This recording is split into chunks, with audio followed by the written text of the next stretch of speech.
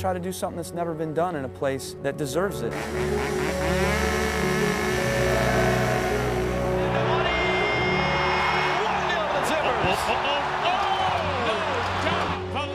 Sends it through to Johnson, a shot and a goal! I have great passion for Portland. It feels like home. I want to raise a trophy in front of these fans.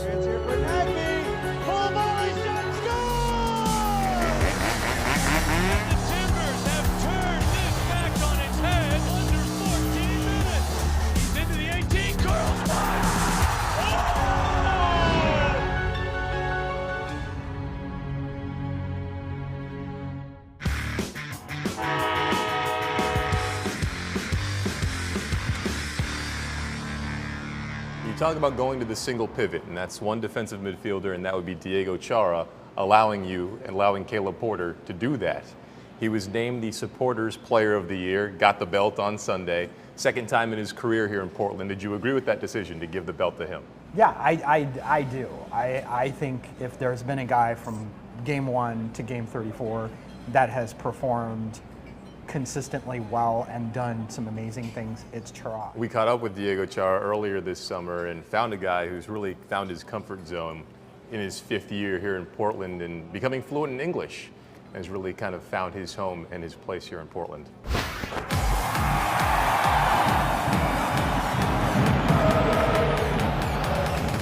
Chara first out of the ball with Pineda. Diego Chara shot, it's a goal!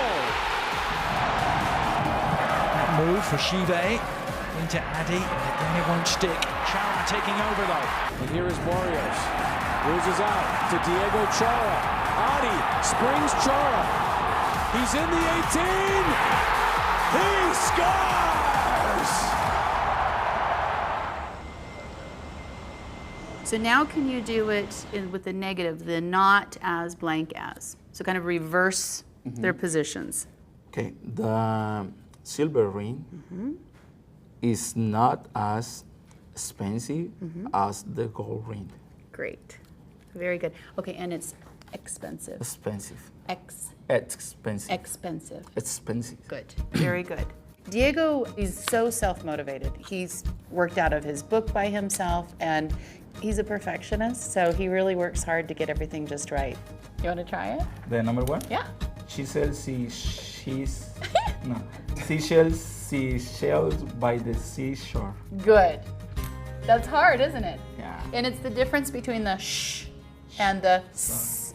It was a really great opportunity to come here in Portland because it was my first time out of my country. Now my goal is to learn the English because will be a good for me, for my family, for my career, and for everything. Nice ball in, Chara, Shabala, back post Gordon. Zizo did well to keep it in play to Palmer, who comes right back across. Chara locked in, off the post in, Kevin leads. He's a ball winner. You know, he's a modern midfielder. He's a guy that breaks up plays, gets around, he covers a lot of distance, he can surge forward in the attack as well, so I think he's the modern midfielder. Every team needs a hard man, and he's our hard man. Guys don't, the opponent doesn't like playing against him, that's for sure, and the attacking players know that he's gonna be around them, like a snarling dog and looking to take the ball from him. Former Fulham player, just like this man on the ball, Clint Dempsey. Rug pulled underneath him by Diego Chara. Clean tackle by Chara. As a coach and the way you relate to different players, what's that been like for a guy like Chara who came in here in 2011 before you didn't know really any English? Well, first of all, Chara speaks a lot more English than he lets on, but I think because he's a quiet guy, he's a humble guy, he's a little bit introverted off the field, certainly not on. You don't really see how much English he knows and understands, but he's probably been one of the easiest players I've ever had to manage. He's low maintenance off the field. He's a true professional. You never have to worry about him. He's always doing the right thing. She sells seashells by the seashore. Nice. That was awesome. Diego helps Gian a lot. Even though Gian is a Portuguese speaker, he's become sort of a secondary teacher, you know, in the sense that when Gian gets stuck, Diego steps in, which is a really great way to show that Diego knows his language. Okay, and here's I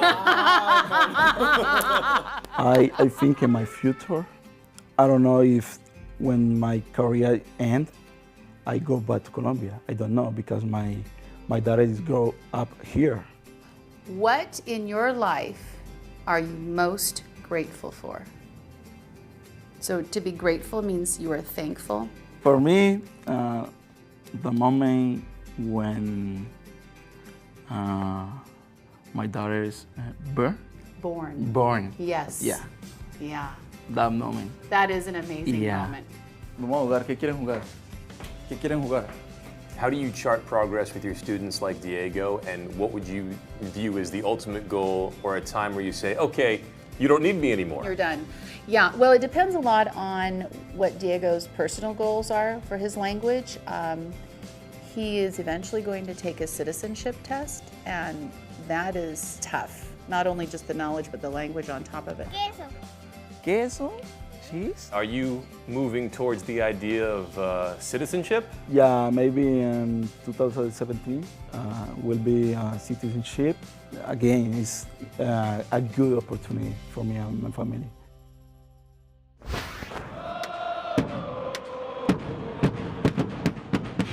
After the foul on the pitch, I always smile to the referee. Why do you do that?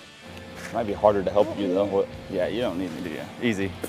Ooh, right over the top. I couldn't get the ball to him, so I thought, right, sorry, I'm just going to shoot myself. And Has it on his left, shoots and makes it 1-1. lucky enough, it went in.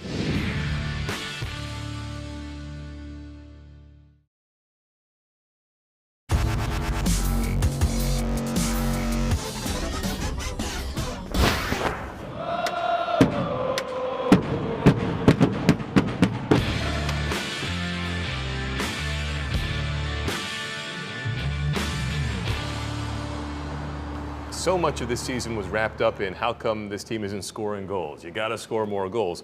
Well, the reason they were still in the thick of things, even though they weren't scoring goals, was the fact that they weren't allowing a lot of goals. And you look at the back line and the consistency that's there. A guy like Liam Ridgewell, who maybe doesn't get his due, but what do you think about his contributions now, a little bit more than a year into his stay here, and a guy who was brought on to really do just that? You saw consistency, you saw strength, and Ridgewell was a key component of it. And I think they found a partner with Borchers. I think you cannot, the two of them working together was pretty solid. Ridgewell, I think, was sort of that organizing force. I think he was one of the guys that kind of everybody rallied around. I think he has a place on this club. I mean, looking at the defense before Liam Ridgewell arrived, even last year, and after Liam Ridgewell arrived, it's hard not to mark the difference. You know, having that consistency is something that is going to allow them to be better organized, something that's going to allow them to communicate better. We always wonder when guys are playing and so far away from home, how they're going to adjust, how they're going to acclimate to Portland. In the case of Ridgewell, we found a guy who has found life quite comfortable on the lake. Yeah.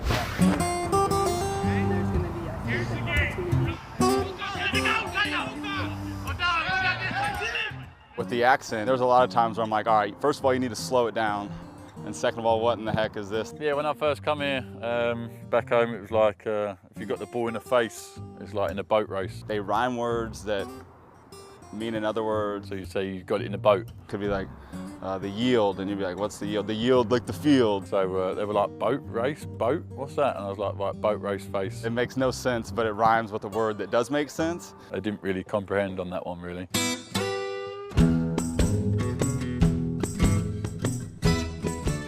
So obviously, when I first come here, there's a place down on the water called Stickman's.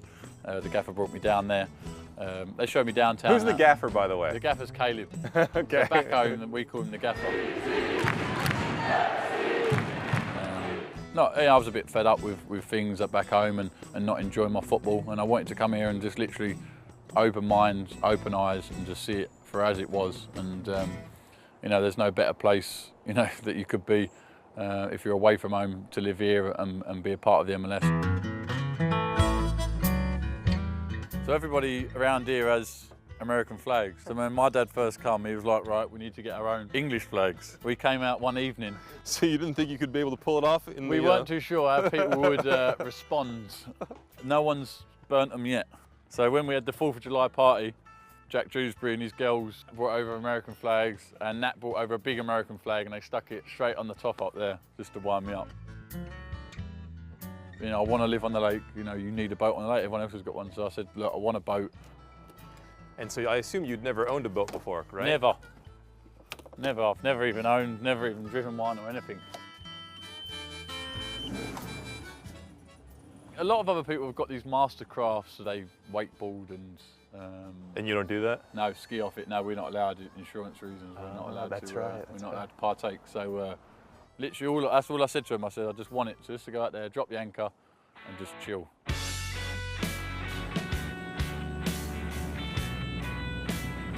So this is my personal favourite, this yellow house up here on the left-hand side. Then they've got a pool house. It's basically another house, another big house. You haven't introduced yourself to them yet? No, not yet. I'd love to. There's a house on the right, and they're building their own little boathouse. I just think they wake up every morning, look at that, and think, you bastards. Yeah. So we're going to make our own one.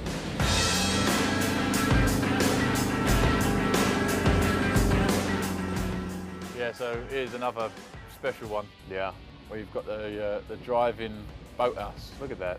And you haven't met those people yet either? I haven't met them either. It seems like they don't want to meet me. I don't know why. What do your kids think about it when they come here? Oh, they love it. Yeah, it's me coming here to enjoy this is great, but you know, for them to come out here and enjoy it is even better. It makes it all worthwhile when we're out here and get to enjoy it. So everyone that comes out loves it as well, and you know, they don't want to go home when they get the time to spend here. So I'm sure when they get a bit older and they get to look back on it, it'll be great. They teach you how to tie those knots? No, I just make it up as I go along. So it's only about in the last month that I've been able to get the courage to actually park here. Oh, they gave you the code and everything. Well, I found out.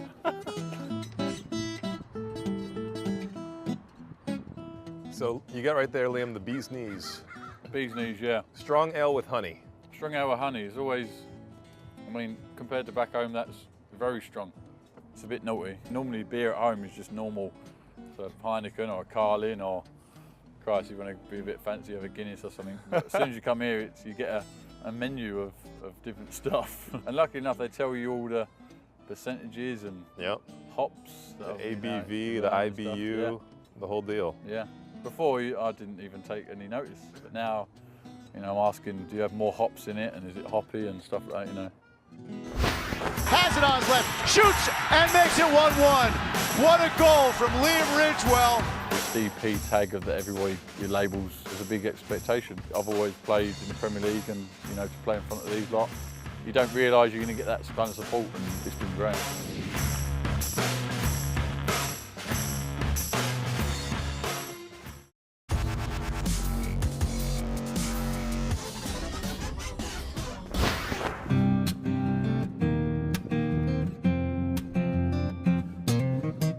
Things were not going well with that back line before you got here. No, obviously I didn't know what was going on before, but you know, since I came in, and you know, I see it seems, you know, this DP tag of the everywhere your labels, you know, different people, you know, there's a big expectation. There you go. On it goes. Papa surely for Seattle. That will do it. And Sarvis all there. Marcelo Sarvis has it now. Shot through traffic. Is a goal. You know, and I put it on myself as well. You know, I wanted to, you know, make sure our defence was solid, and you know, playing our part. Now Ridgewell steps into the attack again, striding forward. The Englishman into the box, has it on his left, shoots and makes it 1-1. What a goal from Liam Ridgewell. The old story is that all defenders started out as forwards when they were 6 years old, and eventually got pushed further and further back down the field. Is that your story? That's my story, okay. yeah. That's my story. Center backs are normally supposed to score goals off of set pieces. Yes. So what are you doing in the, No, that's right. in the run of play? What's going on? No, that's right. I mean, that was my first goal, and I think it was just one of them games. At half time, I even thought about there's so much room in front of us. If I get a chance, then we'll just try and keep going. And I took a touch, and it was too far ahead, and I thought, oh, I've still got room here. And then I went again, and then it like parted. I was like, right, I'll keep going. And I was like, I need to give it to somebody. I need to give it to a better player, Maxi or Valeri. Just someone come and take the ball off me. But I couldn't get the ball to him, so I thought, right, sod it, I'm just going to shoot myself. And Has it on his left, shoots and makes it 1-1. What a goal from Liam Ridgewell. Lucky enough it went in, and that was when I was able to do the Ridgie roll. Does the stop, drop and roll. Which was great. Which lives on to this day. Which lives on to this day. I'd like to do another one for everybody, so hopefully that might come around quite soon. It's been great. I've really enjoyed it. I've really enjoyed the, trying to be a leader from the back, and enjoyed that type of the game.